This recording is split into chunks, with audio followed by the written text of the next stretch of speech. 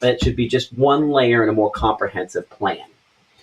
So with that in mind, let's start walking through some of the nitty-gritty details here. And again, actually, before we go, I will show the hail threat here for a moment. That's been one thing that has changed on this. The hail threat for today, we're looking level 2 out of 5. The reason this is not higher is because one of the questions we have is related to those lead storms, those lead rotating thunderstorms here. So this is the current outlook. The previous one, as you can see here, actually previous 2. So trimmed back a little bit because those lead storms, maybe not quite as convinced that they're as likely, but that's what we're trying to figure out here is how likely those are. And when you look at our, again, True Shield, significant hail risk, you can see that if you do go back to midnight, Storm Prediction Center, Norman, Oklahoma, trimming that back, less likely to get up to 1.5 inches. Still probably some 1-inch hailstones out of this, but it is going to be that potential for significant wind in excess of 75 miles per hour and strong tornadoes in excess of EF2 strength that, again, are not necessarily high likelihood events, but possibly high impact events there. Let's talk about the limiting factor then, and that is this. This is the dew point. It's a measure of moisture based on the same scale as the temperature. Typically, when I'm talking about severe weather, I'm looking at these, and you can't hardly see it because I'm going to change my view here because we have that graphic up, but I do want to leave, how to stay prepared up on top there. We look for these dew points in the 70s. I'm like, that's what we need for tornadoes. Today, it is because we have such strong winds aloft mixing down that perhaps tornadoes could form where that measure of moisture is less limited and more available, or excuse me, is less available than usual. We have this area of moisture back out here in the Delta with lower to mid-60s dew points and probably more lower 60s and mid-60s. Wind is coming out of the Gulf of Mexico here, kind of sucked into this main upper level system, and that is what is helping to generate all the wind that's coming along with it and will help to produce the storms today. So I'm going to go back over to our kind of surface map here on Mama Justice Doppler radar. And you can see kind of this big storm system up here and the way it's kind of really dragging in all the wind to it. So it's pulling lots of moisture out of the Gulf of Mexico, but that moisture is coming in kind of, it's been limited on its initial arrival. That's a terrible way to say it. Here, let's say it easier. So that front there shoved it deep into the Gulf. It hasn't had a lot of time to return. And so our main limiting factor, and if you're one of those folks that believes that prayer works in to intercede against weather, and I think that's reasonable, then what I would be praying for is that the moisture is not significant enough. Because we go back to that dew point there, that measure of moisture we were showing you a moment ago. We come back here. This is not high enough moisture for tornadoes. More moisture has to come in and will over the next few hours. But hopefully it comes in a limited enough fashion that the overall number of thunderstorms remains limited as well. That's our hope, our prayer, and still a possibility there as well. We show temperatures, they are warmish. Okay, they're warm, no question about that, sorry, but maybe not quite enough. Mid-70s out there. If we had higher levels of moisture, that would be enough for more significant severe weather. We're hoping that, again, the clearing ends up being, limited as well. But, we could also help mix out a little bit of that moisture. Hopefully that's the case. Let me see if we got one of these high-res. Yeah, there we go. One of these high-res sections right over top of us. So let's set this to a 2-hour loop. We're going to make this 5 minutes. We'll put that in play. So this is our visible satellite here. And in analyzing this, the darker is going to be where you're kind of looking through to just the ground, right? And you can see all kind of these bright, kind of puffy clouds moving forward. This is that moisture kind of surging northward. You can almost even see that wedge of moisture where it's kind of most impressive there. Storms back out into Arkansas. That's where they're going to form, and then they're going to move in. The question is whether or not there's just the right corridor or there's enough moisture out here to maintain those storms on a severe level when they get here. It is entirely possible that we have limited lightning. I don't know that we will, but I think it's possible we could have very limited lightning out of these storms and yet still have a lot of turbulence, enough to produce brief tornadoes and also those damaging winds we're talking about. But looking here at this, I can see kind of an area where you're focusing, and you almost see a triangle here, right? Even some high thin clouds here aloft kind of obscuring our view to a certain extent there, but these don't look as strong out there toward, or as tall out toward Yazoo City. And so this is kind of our zone where that moisture is kind of focusing in. and we'll see how much is kind of left over by the time we get toward this afternoon with this. Couple cameras here to get an idea just for my benefit with some actual data. I'm going to check out Yazoo Sid, excuse me, this is going to be a rolling fork for a moment there. And so you can see, wait for that to update. So high thin clouds, and then kind of low flat clouds, 77, that dew point at 61, the atmosphere obviously less worked over there. We'll kind of come under the clouds in Winona. We're looking at these numbers here. Now notice how these are a little bit taller, a little more vertical development there. I was hoping the reporting station worked. We're still waiting on some of those reporting stations to come back after the storms we had last week. I think that this camera might be down, but I want to look at the data coming from it. This is our camera there in Oxford. Yeah, still waiting on power to be restored there. But that dew point, that measure of moisture, is mid-50s. You know, that's a 6-degree difference between Rolling Fork, which is right there, that other white dot, as you can see there, right there on our map, Rolling Fork, and the Oxford area. That's a pretty substantial difference, and that shows you that moisture is going to be arriving just in time to fuel some of these thunderstorms. Let's come eastward, come to the Tupelo area. So again, 54 there we show in Oxford, and the dew point 59, so it is a little bit higher here in Tupelo, and these storms have a little bit greater vertical extent to them. Why does any of that matter?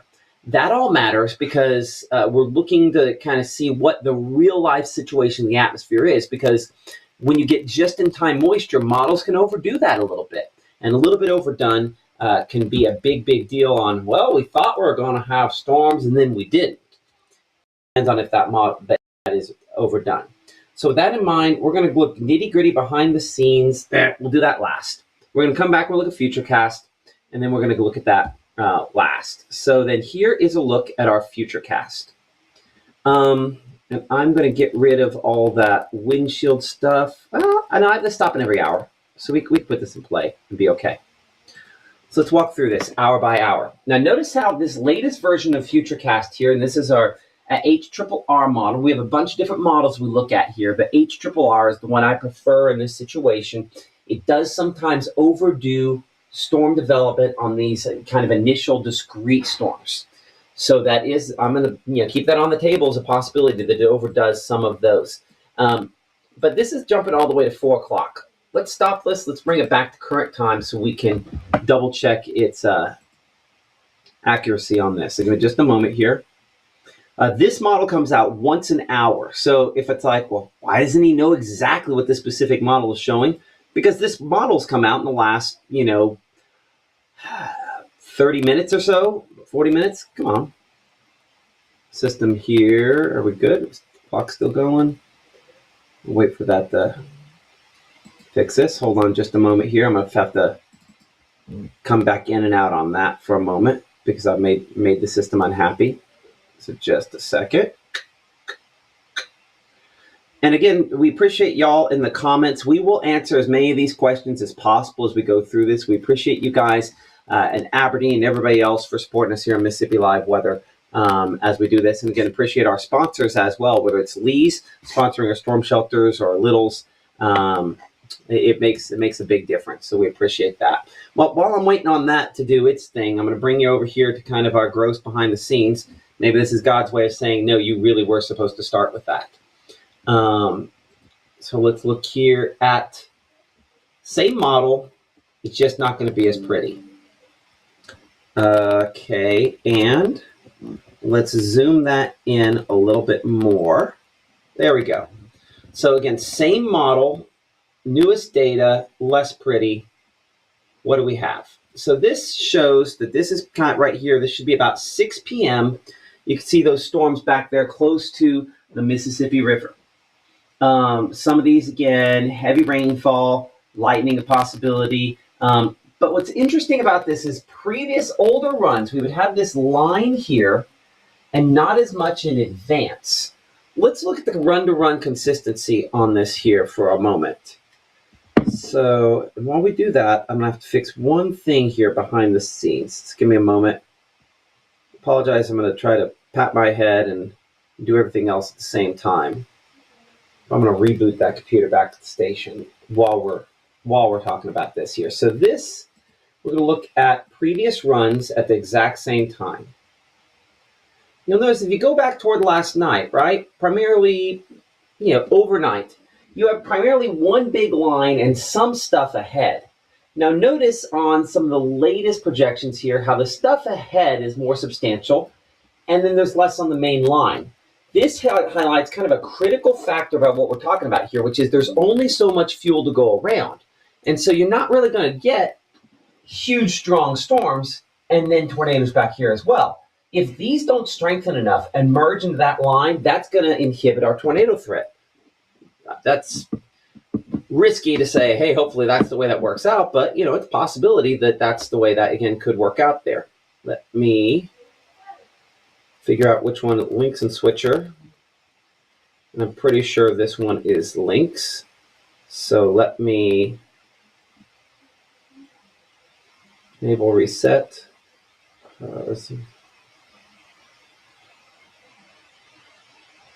Okay, we're going to reboot that computer there, and hopefully it doesn't break something else in the process. Okay, so as we go forward a couple hours here, I apologize that I'm kind of multitasking some things here. I kind of gave everybody time off until the time for us to all be in for storms a little later. But you'll notice, again, a couple of decent batches of storms. This time frame here would be about 8 p.m., 9 p.m. this evening. So I'm going to say 8 o'clock. I still kind of firmly believe is about our strongest time period where we're going to see stuff. So let's look at this, kind of compare this to previous runs. This, again, our latest version of the HRRR model. And so, again, quite a few thunderstorms developing ahead of a primary line. That is interesting. That's not typically what you see in a high shear, low cape scenario, which is what this is. So we're going to have to look at that fuel specifically to see why that. You can see So this is looking at older versions of the model. This is the same model run over and over again.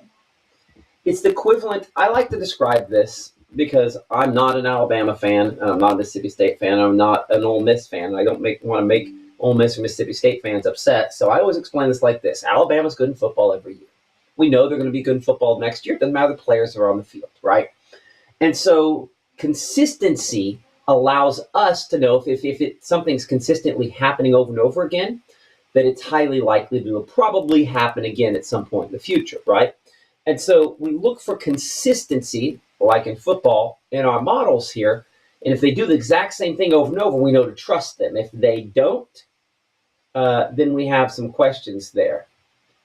Someone mentioned the screen is black. Are you sure? No, I see everything looks good here behind the scenes on what I'm looking at. So I apologize if it looks like the screen is black.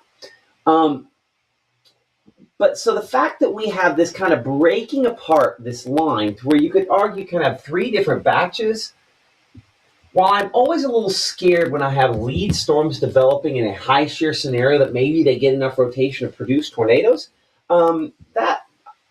that's not the worst case scenario, because maybe what it does is it breaks apart some of the shear a little bit. We'll look at instability here in a moment, but the takeaway is on that whole consistency thing, that's a little more consistent, and that's a change, but it has been kind of a consistently breaking these off a little bit farther to the east, kind of doing that as opposed to just one solid line, which is really interesting. And we're going to have to kind of look at why. We're going to have to dig sort of through that. So this is that measure of moisture we were talking about based on the same scale as temperature. Remember we talked about all that moisture's down on the coast, and then it's trying to come up here. But you see, we mix down. We lose moisture between now and, say, 7 p.m. to night in Tupelo or down in Winona. The reason is the sunny skies. We mix that down. But we're not going to develop the storms here. We're going to develop them back out west and then move them into here. And so part of that process as they move into here is when we're going to have them strengthen and try to maintain themselves as they do. So I'm going to continue again. We'll do the whole conversation coming up here in a minute, so you can join that. But I just want to be thinking about ways to find out if we're in the danger zone. So having those multiple layers, and again downloading the app. We'll leave that up there. But notice the moisture, it's kind of maintenance. It's right at the leading edge here is where it's the most impressive. And you see that surge right there coming out of the coast?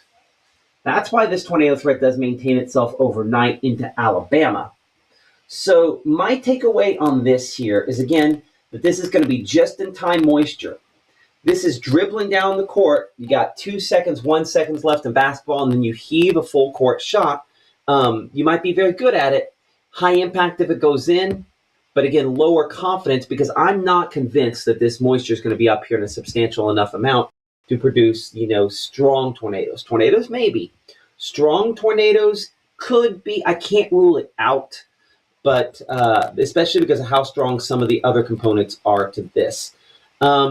If we look at the rotation here, the storm rotation, or what we tend to call updraft helicity, we look for these paths, these tracks, these swaths depicted there. And notice that this does say those lead thunderstorms, if they can get enough moisture there, do put down some swaths that extend hour to hour here. Now, they are not extreme on the scale. Looks like the scale is just a little off the screen there at the bottom there. So they're not extreme on that.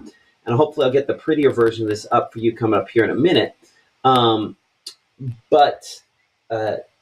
Yeah, my thought on this here is kind of looking at this, that means that this has at least some of those storms maintaining rotation over a few hours. And so it's possible that that strong tornado threat stays on the table as something that we could possibly contend with here. We'll try something else. I love the fact I have one computer behind the scenes that's misbehaving right now.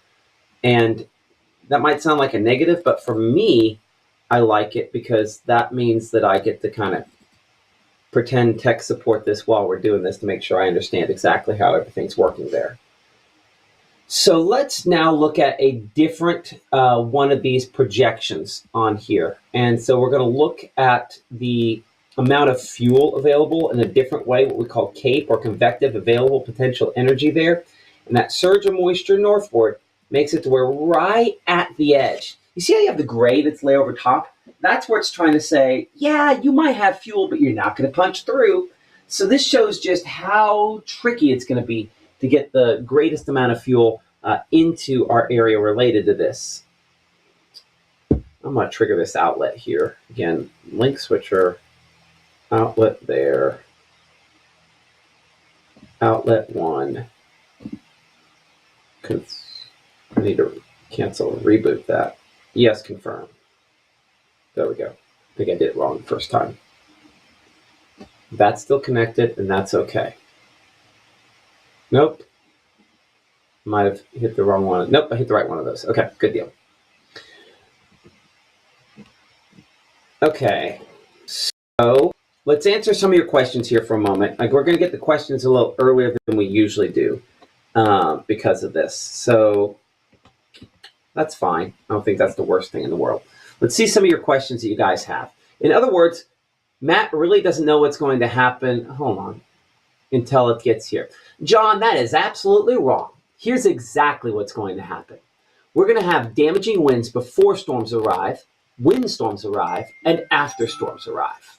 We're going to have some of those wind gusts, 40 to maybe 50 miles per hour before storms arrive. When storms get here, they're going to mix down strong winds aloft. Those strong winds are going to be up to 60 to maybe 75 miles per hour. As the storms are trying to produce those 60 to 70 mile per hour winds as they move from west to east through the area, they're going to try to spin up tornadoes. The only thing that I don't know until it starts to happen for sure is whether or not we will have strong tornadoes. We anticipate that we're going to have the right shear to produce tornadoes from time to time, but maintaining strong tornadoes in a low instability, that's what this represents, low instability, low CAPE, low fuel environment, that can be difficult. The only reason strong tornadoes are on the table at all today is because of how strong the winds aloft are trying to mix down to the ground level with this. So that is, to answer your question, John, there, the only thing that we don't know at this point here. And I'll be perfectly honest, my presentation would have been a lot better if this computer I'm about to pop up behind the scenes here hadn't locked up on me. But now that it's unlocked up, we can get forward and start talking about more of that there. So I'll have to give it a second here for it to start populating in. But this computer here has been down the entire time I've been working on the other thing. So it sometimes takes me a while to try to do computer tech support while talking you through everything. I'm sorry, my brain's not quite good enough for that.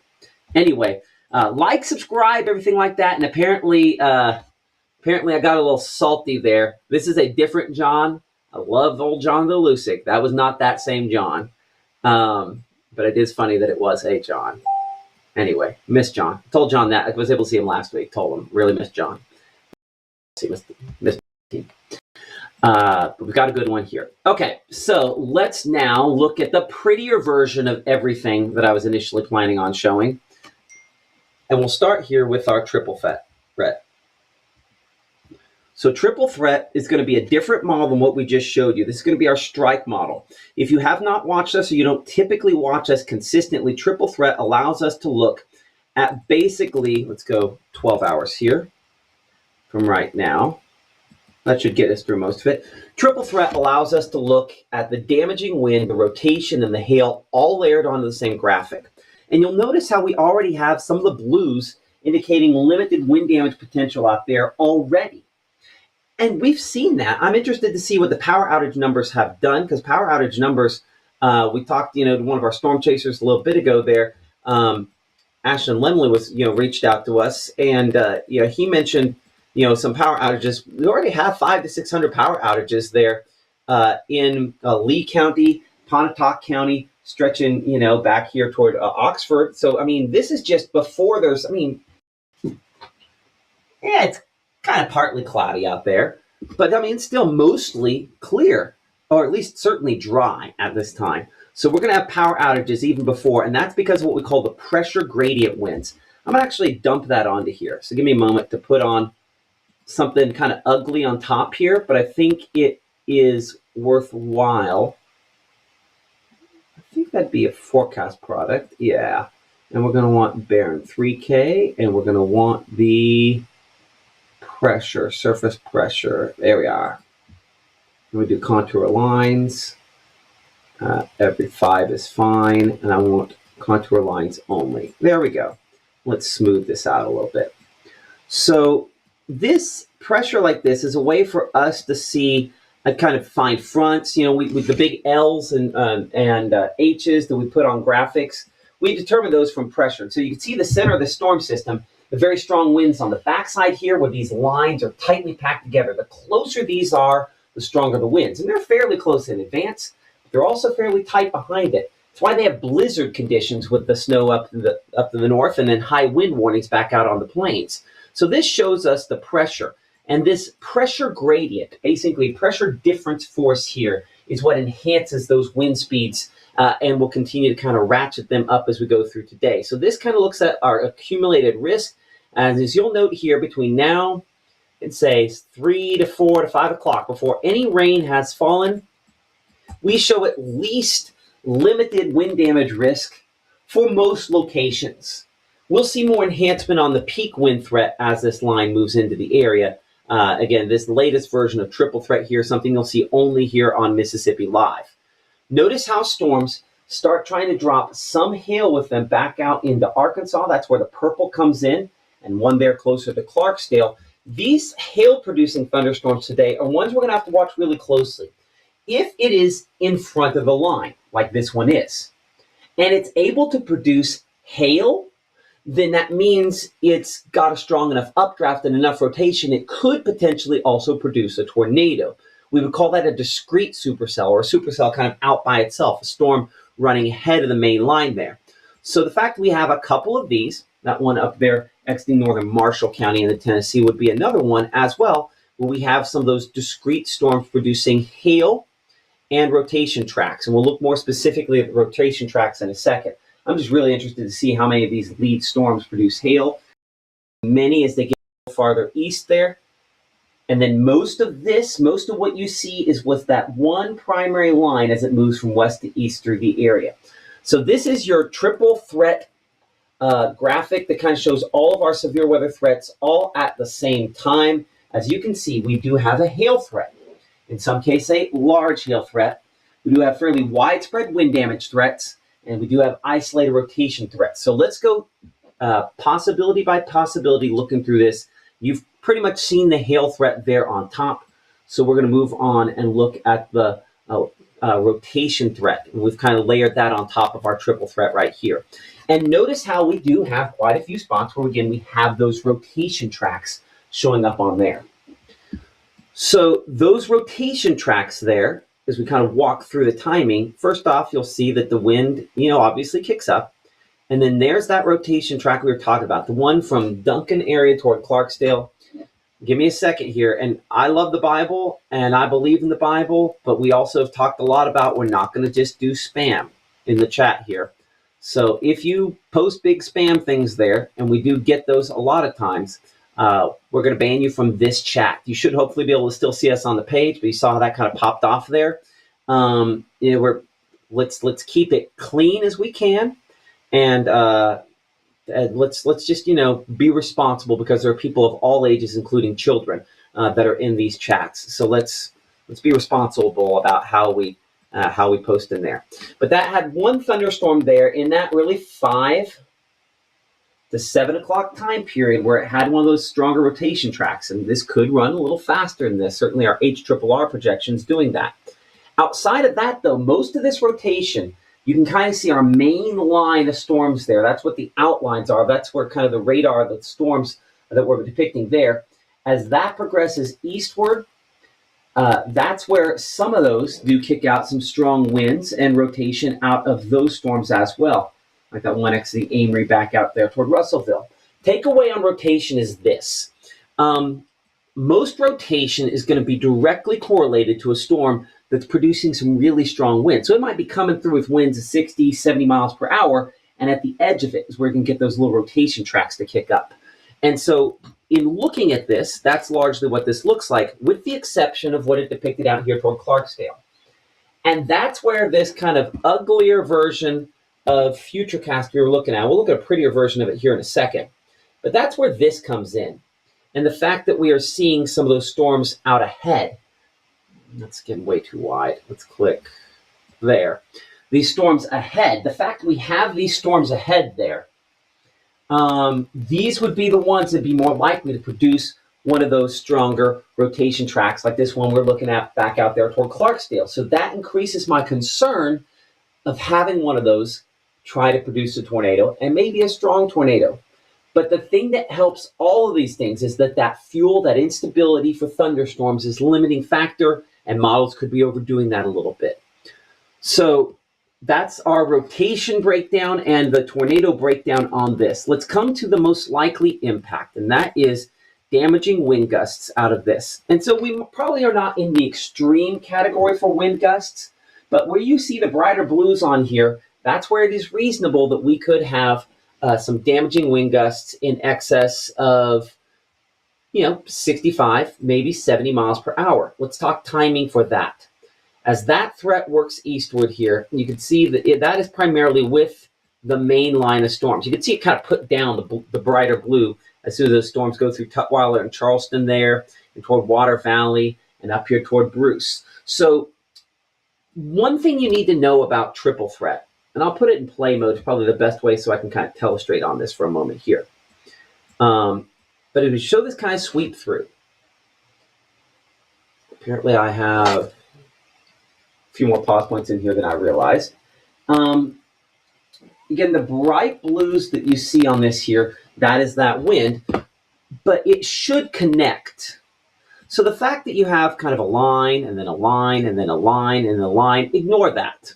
The reason we ignore that is because the way our projection works is it paints on where it thinks the thunderstorms are, and it goes a certain amount of time. Might be, I think, 15 minutes to 30 minutes, and then paints on another batch. 30 minutes later, paints on another batch. That's just the way all modeling works. It's not second to second, minute to minute. It's the same reason why when we show you radar, everything jumps, is because we don't get to scan it as often as we'd like. And on this, we don't get to have the output as often as we'd like. So this just as easily could be a connected batch of strong wind right up here for like an entire box there. It's just not, because our model doesn't. Don't get off by the fact that it looks kind of jumpy on here. That's just an artifact of the way in which the data works on this. Hopefully that makes a little bit of sense. So that is triple threat. Let's look at the rotation track specific to our HRRR, our short range rotation track model here. And so this, again, updated in the last few minutes, and hopefully with a color table that's similar to what you guys have been used to seeing, what we typically show you here. So you can see the storms on our rotation track, and you can see how some of these leads thunderstorms there. Hold on, I want to make sure. I need to double check something here. It looks like that's one ahead. It's fine. Let's go rotation. Okay, hold on. Okay, that looks correct. And that looks correct as well. Okay. So when we look at these rotation tracks, we look for them to connect hour to hour. And notice this kind of lead batch of thunderstorms is doing that on here, as opposed to necessarily like the main, what would have previously been the main line. But it's really, I think, between 7 and 9:30 tonight that we have kind of our peak potential here, where some of these tracks do connect hour to hour here, and the rotation could be strong enough to produce tornadoes. There's going to be rotation all over the place on the lead edge of this. But one other thing I also see on this, let's change this timing rather than 48 hours. Let's make this 15 hours.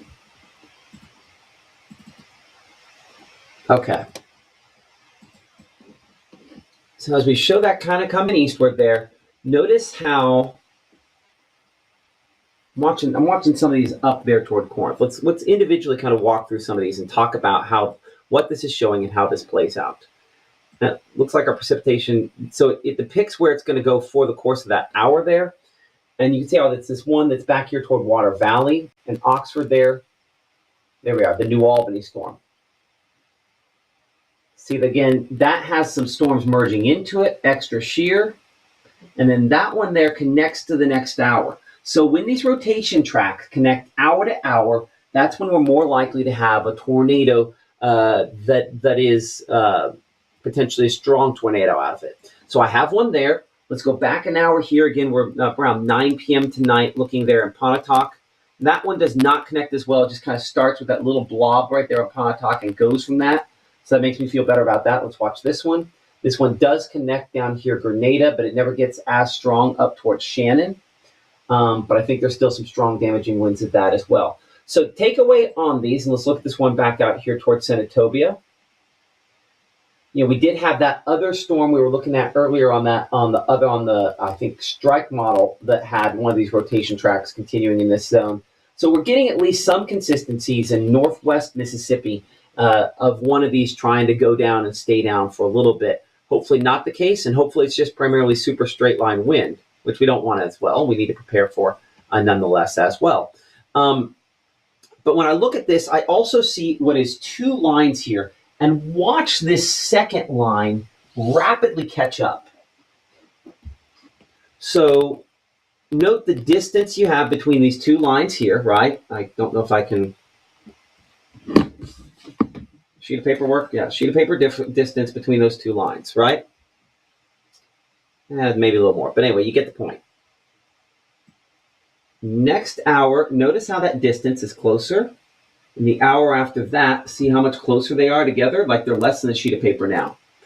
So this secondary line is catching up, and that's where we get the real big kind of push. If these two can combine, where they combine, that's where that 70+ mile per hour wind threat's going to come from. And so there's going to be a time frame. This shows at 9:30 here from Tupelo back toward Kazi and Upora. That is about as slow as I could imagine this going. I think I would typically expect it to go a little bit faster than that. But that's going to have, again, damaging winds and possibly tornadoes with it as it kind of unifies into one line. And even in this one line, you can start to see a few more of these kind of bowing sort of shapes. It looks like kind of a bow and arrow, right? And as that shoots ahead, that's where you get those strongest and most damaging winds out of that as well. So we all fall in that category where we could have those bowing segments. And this will continue producing strong and damaging winds as it moves into Alabama as well. So here's kind of our headlines on this.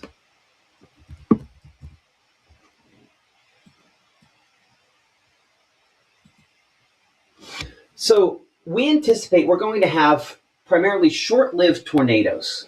They spin up as this is trying to really punch ahead with some strong wind speeds, right? We're going to have damaging wind gusts, that could be up in excess of 70 to maybe 75 miles per hour. Most will not be. Most will be 50 to 65 miles per hour, and honestly more 50 to 60 miles per hour. Because we're coming off the ice storm, and yes, you will get sick of me saying this, because we're coming up the ice storm, what that means is that we have some tree limbs and things that are already dangling. Those are going to get knocked down. Trees that are leaning, in some cases, going to fall. So there are some elevated concerns with that as well. Hail, I'm not as impressed, but I'll say this. Looking at our triple threat, it has more of a hail threat than some other projections do on this. So I'm still going to say hail up to 1.25 inches in diameter. Maybe something a little larger than that. That's a little lower confidence here than some of the other threats. And then I think it's going to be brief, heavy rainfall, not a huge flash flooding threat with this as well. Our timing, primarily from 5 p.m. near the Arkansas state line until 11 p.m. this evening. So if one graphic kind of tells us to your friends and your family, this is what we're expecting, that's the time we're expecting it. Might not be a half bad graphic to screenshot here, but if we're going to screenshot it, I'm going to change one thing about this here for a moment, and that's going to be, I'll put this on here, because one of the important things we need to do is we need to be thinking about building that armor, making sure we know where to go in the case of a severe weather situation, and obviously taking shelter there when the time comes. So we know when to go using a weather call, code red, the weather radio, but of course, weather call, the thing that I most strongly recommend. It's what I have for my family, what I think you should have for yours as well. You can download it again and more information there. While I'm going to pull up some things talking about sheltering, things of that nature. So give me just a second here. Tornado safety here for a moment. No, that's tornado formation, tornado safety. Give me a moment here while some of this loads in. So some things here that we kind of have put together. So we want to be thinking about, where we will end up sheltering. And so, of course, one of the places we recommend that is if you do have some local shelters. Underground options are always great, but the reality is that in any place we want to make sure that we have, some way to kind of cover ourselves up, a helmet that would protect us, footwear such as shoes and boots.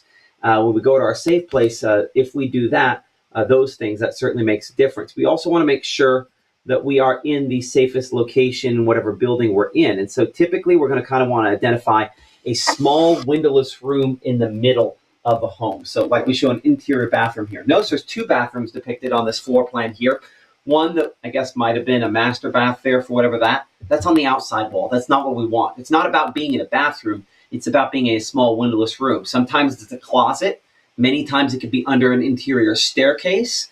But those are the places when we start talking about your tornado safety rules, the places that we want to go. So we put this up all the time where it says, find your safe place. This is kind of what we're thinking here. But exterior walls, what happens, the way a tornado hurts you is it's going to typically pull the roof or bring something in from the outside and work its way into the middle, which is why sometimes there's a place in the middle of the home that is safer than some other options there. If you do have a basement, and again, I know that's something that we don't have often around here, that can obviously be your safe place. And as we mentioned a moment ago there, again, shelters, there are underground storm shelters, there are above ground storm shelters. Above ground storm shelters are perfectly good. I have one at my house for my family, and I don't even for a second worry about an EF5 tornado coming in here, because an above ground shelter is going to be as good as anyone could hope to be in this scenario, especially those reinforced concrete shelters that we talk so much about.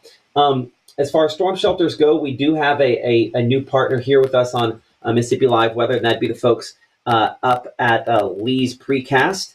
And they are sponsoring our storm shelter page on our website here. But we have a full list of shelters on our website for around North Mississippi there that you could find and go to. So if you don't have a safe place or you don't feel like your location is a safe place, we have a list of shelters here. But I want to also mention something here for a moment.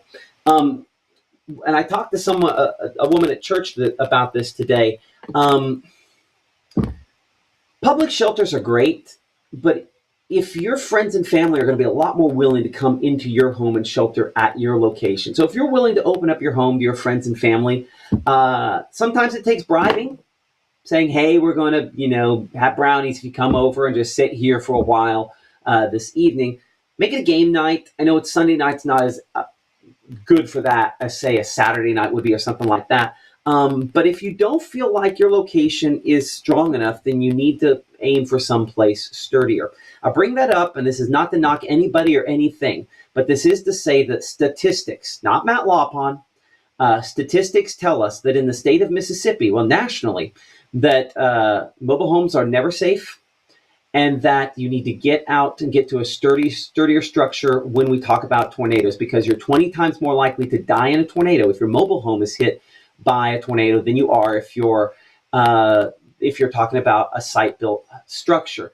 And it has to do not with the necessarily construction of the outside, but the fact that wind can get beneath it, lift it, and flip it. And even if it is tied down, those tie downs do weaken over time. They can rust. There's a lot of issues. If your mobile home, manufactured home, is on an actual slab, bolted down to a concrete slab, we might be able to make some arguments there that it's obviously safer. But statistics tell us that in the state of Mississippi, it's actually higher than that number there, believe it or not. This number comes from nationally from the Weather Service. I figured it up. It's almost 3 times higher than that number, your likelihood of dying in a manufactured home if hit by a tornado in the state of Mississippi. That's not me knocking any place. 360 days a year, you're just fine. But tonight's one of those nights that we need to be either looking at someone that has a storm shelter or a community shelter. And in the Mississippi Live Weather app, we have this list there. It's on the side tab. If you hit the little hamburger thing in the upper left-hand corner, it gives you the whole list. Or if you scroll down on the home screen, we have our list of storm shelters there. Identify where that shelter is and decide where you're going to go when the time comes. Also, I'll pop this up. This is something we use during it. The way in which you can help us during severe weather is to call your friends and family that are in the path. As much as, my weather call is great and whatever, what we do here, they're going to trust grandma and sometimes listen to grandma nagging them, or mom nagging grandma, the opposite direction there, to make sure that we get to the safe place. And research tells us that the only time men shelter is when their wives nag or bribe them. And that is scientific research, and I couldn't make that up if I tried. So let's pull up our discussion here. Let's try to answer some questions. So we'll put some questions in there. We'll hopefully answer as many of those as we can. And again, appreciate you all for staying with us, partnering with us, and we'll kind of go do a sort of overview of everything again here in a minute as well. Just kind of a quick kind of run overview there. So center of my house where my HVAC furnace is. My best spot shares an interior wall with it. Does that make any difference? No, I would say you want to. So there is no pleasant way to go through a tornado. Right? I mean, there's just no pleasant way to go through a tornado. If you're going through a tornado, there are risks involved. Go back here to the radar, and we'll just kind of leave it on Mama Justice radar here for a moment. So yes, I think you're fine. If you have a Roku TV, I'm glad that Laura's mentioning that. Search for Mississippi Live on Roku. This is going to sound ridiculous. Don't search for Mississippi Live weather, because Roku kicks out any search result that says weather, and you can't find it. So search for Mississippi Live on Roku to find it. So will a brick and concrete? Oh, I wanted to catch that one there, because I think this is a good one here. Where's it at? Oh, I don't see it there. Well, okay, that's fine. I'll try to stay with the ones that we have right there. So Miley says she lives in a mobile home between Batesville and Clarksdale. Should I just plan to leave? Yeah. So let's make it a positive experience here, right? If we're going to be leaving, let's call somebody whose house we'd want to be at. Rather, yes, you can go to a public shelter. That is great. But if somebody has a sturdier structure, our goal is, if you're outside, we want to get you to really kind of any sort of structure. If you're in, a place you don't think is strong enough, then we want to get you to a stronger home. If you're a strong home and you don't feel comfortable, go to someplace reinforced, like a community sort of shelter. The idea is to just do better. Maybe not get the best. Some cases I'm going to sit here and I'm going to tell you we're absolutely going to have strong tornadoes. We need to be at a storm shelter to plan on surviving these. Tonight, it's not that extreme. So we want to think, do we have a friend or a family member that we can make this a game night? That maybe there's something on TV that we can watch. I mean, obviously, we don't want you to watch what we're doing, but maybe you have us on the phone there and you have something else on the big screen. Try to make this a positive. You can make this into a positive social experience by getting together and preparing and just being at that location, planning to be there this evening between primarily out west. The person was asking about Clarksdale. I think by 9 p.m., this is all done for Clarksdale. Still be windy behind this, so still sporadic wind damage after that. But I think you're all done by that point in time there. Is a public shelter or a sturdy home safer?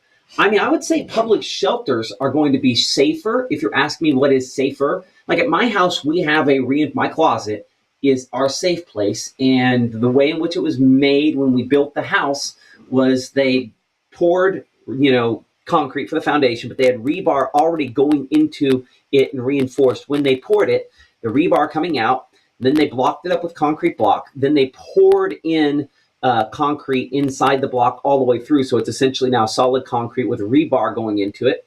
And then they poured a slab on top of that. So I have a very concrete reinforced closet.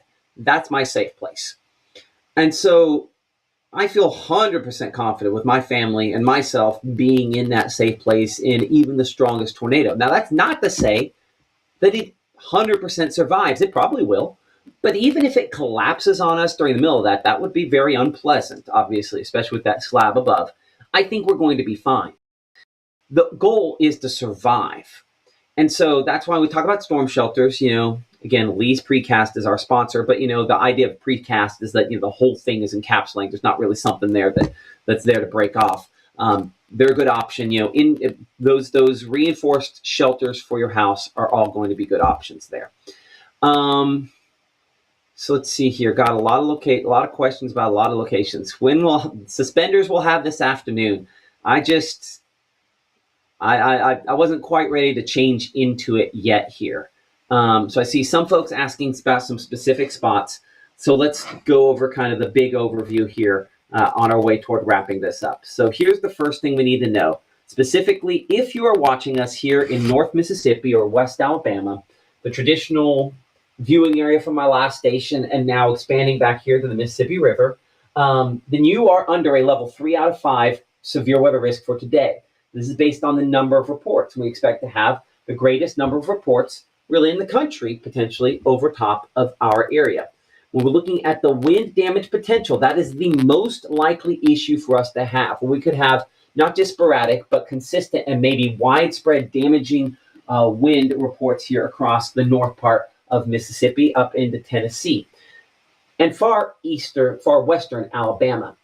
So this is our most likely impact. So someone asking Tisch County or Lee County or Calhoun County, if you're in this, you're in the bullseye for we could have damaging wind gusts and sporadic power outages and all those sorts of things as well.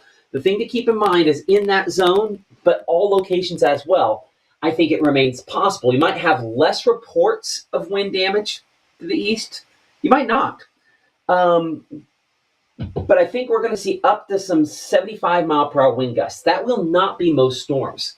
But a 75 mile per hour wind gust is enough to start causing damage to,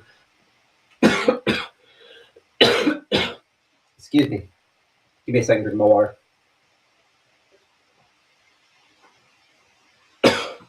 Oh man, I'll be coughing on that for a minute. But a 75 mile per hour wind gust is enough to cause damage to a non-reinforced, mobile home. So that's why we're saying we need to plan to be someplace else, right? The tornado risk concentrated close to this bullseye here. And we expect that it's possible we could see a strong tornado. And again, everybody's included in this. So while, for example, Tisch County was the one that, and again, I'm not going to go specific on every location here. But I think going back and staying on the tornado graphic here for a second, Tisch County, South Tisch County there is less likely to see a tornado than say out here closer to Clarksdale. But there's no official cutoff, ooh, I'm just outside the orange, we're okay. That's not how this works. If you're a color on this graphic, and we all are, then there's a risk for tornadoes. It's just more likely to have more of them, and thus a slightly greater risk for locations out in the Mississippi Delta, Clarksdale, Shelby, Cleveland, Greenwood, Grenada, Tillatoba, Water Valley, and Batesville. More likely to have a tornado for those spots. But in saying that, there is still a possibility that even though you're maybe less likely, if a tornado were to form, that you could potentially have one where that potential kind of peak intensity is up to EF2 in strength. And that's everybody watching us. The hail threat, less than on the significant hail threat, probably not talking about a lot of those 1.5-inch hailstones. 1.25 seems reasonable, and the hail threat greatest to the west. I'll say this, looking at what we looked at a little bit ago on triple threat, I probably could have pulled this a little farther east. I really think maybe they should have, the Storm Prediction Center should have this a little farther east of where it is, especially if some of that isolated sort of lead development occurs. So I could have argued a little farther east on this, and maybe including this in that level 2 number of hail reports. But if you're in a color on this, and everybody except for far northeastern Alabama is, there could be some hail out of this. I hope that kind of explains and kind of narrows it down. So let's talk some timing here on this. We'll bring it back to the kind of the main severe risk graphic to do that. Let's clear this off. So let's talk some timing. As we've discussed before, I've got some really bad handwriting, but I'll do my best to make this legible-ish. So the start time, we'll say is early back here for, say, Cleveland and the Delta as, say, 5p. Until exiting Oxford, I'd say 8p. It should be done. If we're looking east of that, so 5p to 8p-ish, that's what we're kind of looking there for spots out here. East of that, if we're looking to kind of prime zone here in North Mississippi, we typically cover on Mississippi Live Weather or covered at the TV station as well. Let's go 7 to... Oh, I want to put 10, but I'm going to chicken out and put 11, I think. I'm going to say 10. 7 to 10 p.m. And then out east here, we'll say east of Columbus and Macon. I mean, listen, it could run fast enough still in the 8 o'clock hour. That's probably pushing it.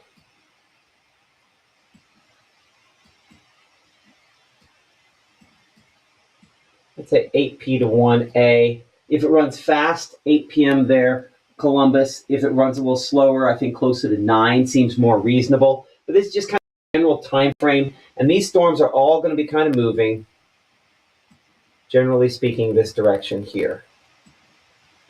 So that's our general motion on these storms, kind of working from west to east through North Mississippi today. So hopefully that kind of answers all those, what about my location there as well. So is it severe enough to go to shelter, and what time should it? You can see some times there. Or should it pass through? Well, I think we're going to have damaging winds out of this. You have to make an assessment. If you're in a well-built structure, and again, I can't tell you whether you think your home or whatever building you're going to be is in home well-built. There can be regular houses that are poorly put together, conventional stick-built foundation, houses. And there can be manufactured homes. I had an aunt and uncle that had a manufactured home on a lake in Oklahoma, and that manufactured home had a basement, as ridiculous as that sounds. And maybe it doesn't sound ridiculous. I'm sure someone watching right now has that as well. But their manufactured home had a basement in it. They had it had been built into a hill, and there was a reinforced area, and there was a basement in it. So there can be strong and reinforced manufactured homes. Most probably don't fall in that category. And then there can be weaker, standard stick-built conventional construction homes. And I'm not going to guesstimate how many of those there are. So if you determine that the structure you're in is not strong enough, that's why we, again, have this list of storm shelters on our website, where you can, again, find the storm shelters in your area there. So a lot of folks stop typing the reading. Yeah. You have a safe room in your house that is installed on an exterior wall should be fine in a tornado. Torshell. So I don't know that specific safe room you're talking about, Kevin, but the purpose of the safe room, I anticipate that it's probably okay. I don't know again about your specific one, but mine's on to loop in my perspective. My safe room is on the exterior wall of my house. It's on the south wall of my house. And honestly, my biggest concern for my safe room is we live in the middle of the forest. There's a tree falling, but most of the trees I trimmed back far enough that we shouldn't take like a big chunk of one of those into it. It might be just kind of the top of a tree. So we should be fine in our shelter. But yeah, I wouldn't be concerned if you have a reinforced shelter of some sort and it's on an exterior wall. I don't think that's something to be concerned with there as well. So will you be able to see us on Facebook Live if you lose power? Yes. So we have a couple of, obviously a number of ways to do that. You're watching us right here. I can send this directly from my laptop if I want to. Now, I might test that here in a minute as we're wrapping up just to make sure everything's going well on that. But I can send directly from my laptop here and completely cut out our downtown facilities there. If necessary, though, I can still do it the old way where we go right from my phone to yours. But if your power goes out, the big thing is hopefully you have internet or Wi-Fi or cell service there. You'll be able to pick us up there. We do have a radio partner with us here at Mississippi Live Weather, the folks at Wizard 106, one of our radio partners. At some point, we will greater expand our network. And if you're one of those folks out there that would like to help us with that, has a radio station, go ahead and reach out to us, info@msliveweather.com. So it goes to everybody because I'll miss it. And we'll try to kind of work some stuff out on that as well. Brooklyn asking, are schools closed tomorrow? This is all out of here by tomorrow. So by tomorrow morning, we're actually talking about maybe some rogue flakes. You're still going to school. And, golly, wind chills that are teens and maybe 20s most of the day. It's going to be a really chilly day. And then we'll frost and freeze by early Tuesday morning. We'll close to freeze tomorrow morning. And then possibly also Wednesday morning. Could be close to that as well. Let's see here. Appreciate guys and everybody and for your support, and hopefully the question and answer has been good there. I'm praying right along with you, Faith, there that God calms the storms here as well. I'm glad to hear that Amanda has a storm shelter that she feels safe in there. Someone hope that. My thought on storm shelters is really pretty clear here. If you don't use it every time, it's not worth the money. Right? They're not cheap. So I fully believe in above ground storm shelters. And if they can be in your house or really close to your house, that's the way you want to do it. Because in the middle of the night when it's raining, and this might not be the scenario, but you want to make sure you utilize it every time, or else it's a really bad investment because you're just making kind of an ugly box that you're supposed to go hide in occasionally. So you want something you use every time. That's not to dismiss in-ground shelters. Those absolutely work and are a good option. But personally, for me, I always think above ground just because my knees don't get younger as I get older.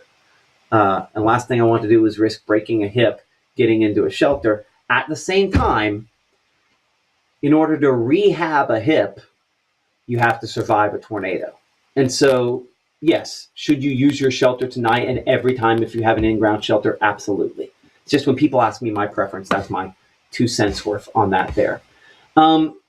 Someone was mentioning this a second ago here, wanting to know more information about weather call. I'll put this up here and I'll kind of watch the chat behind the scenes here.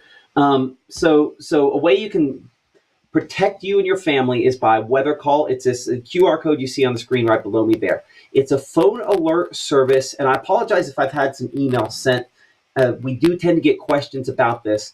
I have not had a lot of time to do this, to forecast this, to push out stuff and check emails. So email is the thing that's fallen down my to-do list, and I apologize, and I don't know that I'm going to get through it. But if you scan the QR code below me here on the screen, you can find more information about weather call. Why does weather call matter? Because in all this time here, I missed text messages.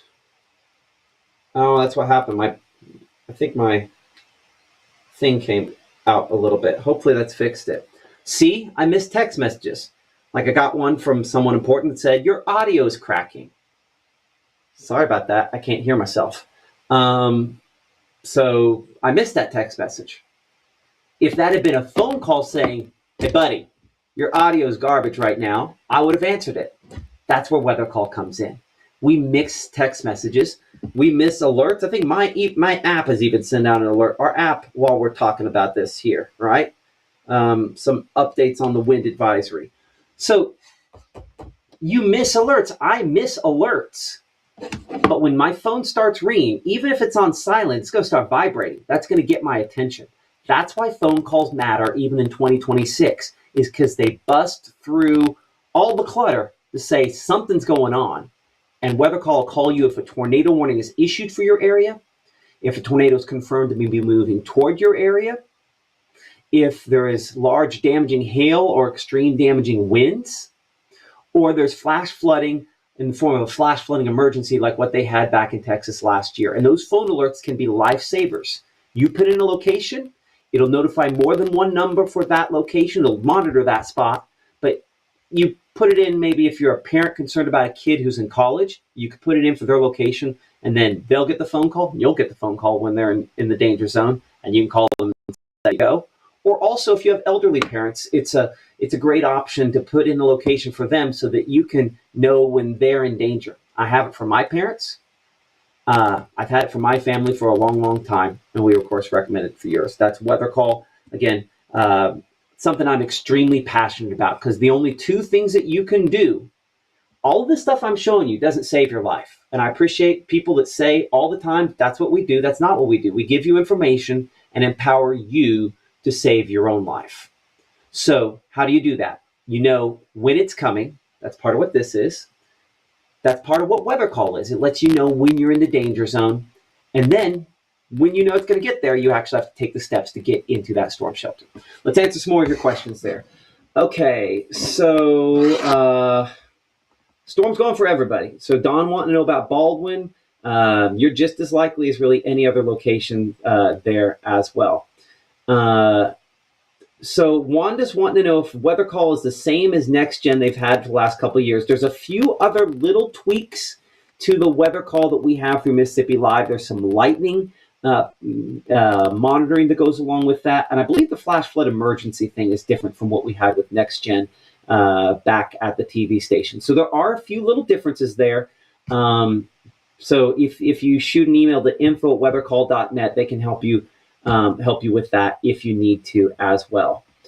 Live in a trailer, should relocate in Columbus, Mississippi. Emily, yes, I would. If you live in a manufactured home, you definitely should, I think, be thinking about someplace else to probably spend the night, simply because if you're in Columbus there, for example, it's going to be late enough. It's going to be around midnight before it's all the way through your area there. So if that's not too late, you can go home after that's all said and done as well. There was a question I saw a moment ago that was, okay. So someone's asking, why can't that be free to help save people? Okay, Javon, that's a reasonable question on weather call. Here's the thing. Why can't your phone be free if you can use it for all sorts of different things? Well, because it costs money. And so delivering phone calls costs money. There's actual infrastructure that has to take the information, cut it out, and dial it and do the phone numbers. That infrastructure and that information costs money if it's going to be fast. So there's lots of alerts out there that are slow. Weather call is almost immediate. If you've watched our coverage before, you know that there are times where I'm getting my weather call and I'm zoomed in on someplace else. So I get a personal weather call myself, and so I might be zoomed in down to a warning in Starkville, and then Tupelo gets put under a warning. The first time I find out I'm under a severe thunderstorm or tornado warning is with weather call live on the air. So weather call is fast. In order for something to be fast and reliable, it costs a little bit of money. So unfortunately, we work with another company on weather call. The company, as you might imagine, is called Weather Call. And so that's, yeah, anyway. So hopefully that answers that question there. So, and as far as things go, to a certain extent, when it comes to timeliness and you always getting it, you do get what you pay for. Our app is free, and I think it does a great job, but it has the same bloop as every other app known to man. And trust me, we're trying to get that fixed. And so that can blend in with every other bloop another app out there has. Weather call is different sound. So that's why that's important. Okay, let's answer some of these. I've been told by a fireman in Columbus that they are not usually used for public, just for first responders. There are shelters there that I can tell you will be open in and around Lowndes County. We do have a list. I cannot guarantee it's a complete list at our website there as well, but you should be able to call the fire station or call downtown, and they should be able to tell you which is which there. Appreciate you, Shirley, and preparing ahead there for your folks, for your family certainly makes a difference there as well. Okay, so I see some folks talking about lots of stuff. Let's try to keep it nice and kind. Code Red is free to you, but Delisha asking about Code Red being free. So Code Red, and when we put our list on here of ways to build armor, I put Code Red on that list. Code Red is free, but it's not free. Local county and municipalities pay for Code Red, so they actually pay the company that owns Code Red to do that. So that costs money, but to you at home it does not. So why would you want Weather Call versus Code Red? I think you should sign up for both, but I'll see if I still have the last alert I have from Code Red. And again, you should sign up for it. Let me be crystal clear here. But I think that the audio used on Code Red does a disservice for everybody. So let me see here.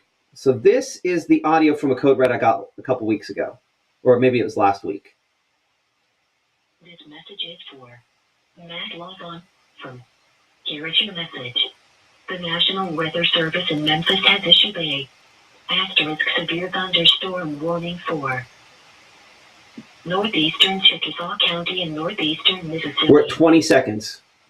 Eastern Pontotoc County and northeastern Mississippi. Southwestern and eastern Mississippi. So 30 seconds in is when you hear that, oh, if I were in Itawamba County, that it's Weather Call's not like that. You get a phone call and it's like, this is Chief Meteorologist Matt Lawpon from Mississippi Live Weather. The National Weather Service has issued a tornado warning for your specific location. It is faster, and the timeliness of that, in my opinion, is where the value comes in, not just in the verbiage being used, but it gets to your phone faster as well. So that's the reason why I'm all about some Weather Call on that. Is I think that difference there makes a difference there. Wayne asking, unfortunately, we do. John is still at the television station. We love John, a dear friend and basically family member of us, but he is still over at the TV station with us. My team is myself, our meteorologist Maggie McCauley, Gabe Maynor, and Caleb Edelblut. We're going to have a combination of those folks involved and on with this tonight as well. Let's see here. Ultimately planning where to go and knowing where to go is a huge portion of this. Hey, let's go ahead and say a quick prayer here and then kind of wrap this up. I think we've kind of beat this horse as much as we can. Dear God, you're all knowing. And if there's something I need to say after this, please put it on my heart so that we can say it and not forget it, so that we can help these people. But God, just help me to give them quality information that's not hype, that's just whatever it is that you need to say today. Help me to have that information for them. God, help people to make wise choices, to make a reasonable and truthful evaluation of their surroundings, and follow that gut instinct to go someplace else if necessary. I know that you work through those gut instincts, whether people realize it or not. And God, I pray that you give that feeling to them if they need to be someplace else. But God, ultimately, just help protect us and help us to trust you in this time. Allow them more. Allow the instability to prove to be slightly less, and let there be a little bit less strong winds mixing down with the strongest of these storms as well. But God, let your will be done, and maybe look done if you can, so that these storms aren't too terribly bad. I appreciate everything that you've done for me and my family, and the many blessings you've given us in this forum and opportunity here to speak with these people. In Jesus' name, amen. Okay, we will.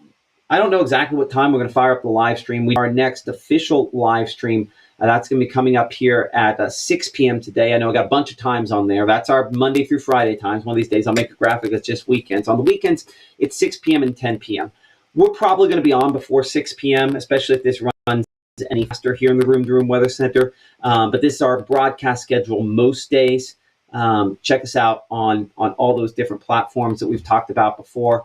And, keep it here for the latest. Before we wrap up, I'm going to come back to the chat one more time, just in case there's something over there in the chat that I'm supposed to be seeing before we wrap things up there. Appreciate all the amens there. And again, appreciate you guys for stepping up and riding with us on this here. This has been a very humbling experience the last couple of years, last year plus, and the fact that so many of you trust is just, I cannot say it enough. It's very humbling, and it means a lot. So thank you. We'll do our best to take care of y'all. We'll try not to launch into coverage quite as early as we have the last couple of times we've had storms, but obviously as soon as we believe that there is a damaging threat out of this of significance, or if there's something we need to say, we'll be right on here. We'll do the push alerts. We'll do all the stuff to keep you knowing. But I'm going to say the headlines here, I think for a moment, probably where we need to kind of wrap this up. This is our timing confidence graphic. So timing today from 5 p.m. in West Mississippi to 11 p.m. out east near the Alabama state line. That just as easily probably should have been 12 a.m. for Pickens and Noxubee counties. There's always some issues there. Those always linger a little longer. But tornadoes, not as likely as we are to see a damaging wind gust out of this. We're going to get damaging wind gusts ahead of any of the thunderstorms and then behind the thunderstorms as well. We're just going to see our peaking wind gust as that main line moves through the area. And so I think wind damage report's the most likely thing that we'll probably end up seeing out of this. But I think as storms are trying to wrap up and produce that wind damage, you're going to get a couple isolated storms that produce tornadoes. Primarily short-lived tornadoes, but there still remains a possibility that if we were to see one, that it could potentially become a strong tornado. Hail, possible, as you saw earlier, and that heavy rainfall threat, something that, well, keep it here for the very latest, and we'll continue to have updates on this coming up here a little bit earlier. Yeah, I see that mention there. Keep those cell phones charged. It's one of the many ways, again, in which you can prepare ahead of this. Have hard-soled shoes on when you go to whatever destination you're going to. Gather those important documents and medications and keep them with where you're at. Get within steps of your safe place. And this is one of those nights, I would recommend finding a stronger structure than a mobile home. 360 plus days a year, I would have no problem with my daughter living in a mobile home.